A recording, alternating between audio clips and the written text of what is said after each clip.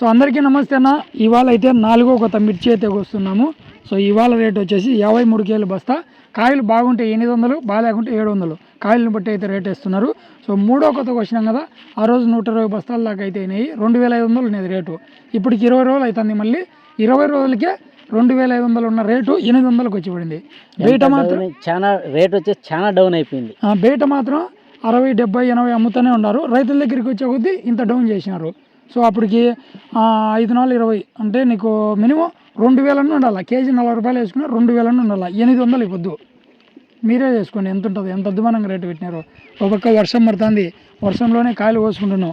చూడండి, ఎలక్షన్లు జరిగి నిన్నటికి నిన్ననే కోయాల్సింది. మామూలుగా ఇది నిన్న ఎలక్షన్ ఉన్నది కాబట్టి నిన్న కోయలేకపోయినాం. ఈ రోజుకి వస్తున్నాము. నిన్నటికి ఈ రోజుకి మళ్ళీ 200 అయితే తగ్గింది రేటు. సో మరి బయట ఎంత రేటు అమ్ముతున్నారో మాకు తెలియదు కదా. మీ ఏరియాలో మీరు ఎంత పెట్టి కేజీ కొంటున్నారో కామెంట్ రూపంలో తెలియజేయండి.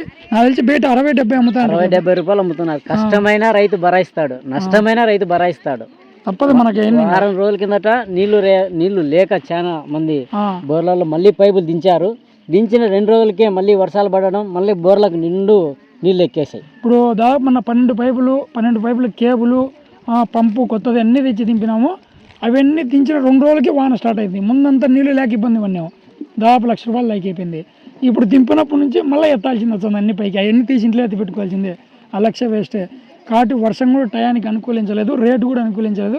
రైతులు చాలా ఇబ్బంది పడుతున్నారు ఈసారి అయితే. సో చూద్దాం, మళ్ళీ నెక్స్ట్ అయినా ఇంకొక కోత ఉంటుంది, ఎంత రేటు ఉంటుందో. సో అంతవరకు ఈ వీడియోని ప్రతి రైతుకి షేర్ చేయండి, ప్రతి రైతుని సపోర్ట్ చేయండి.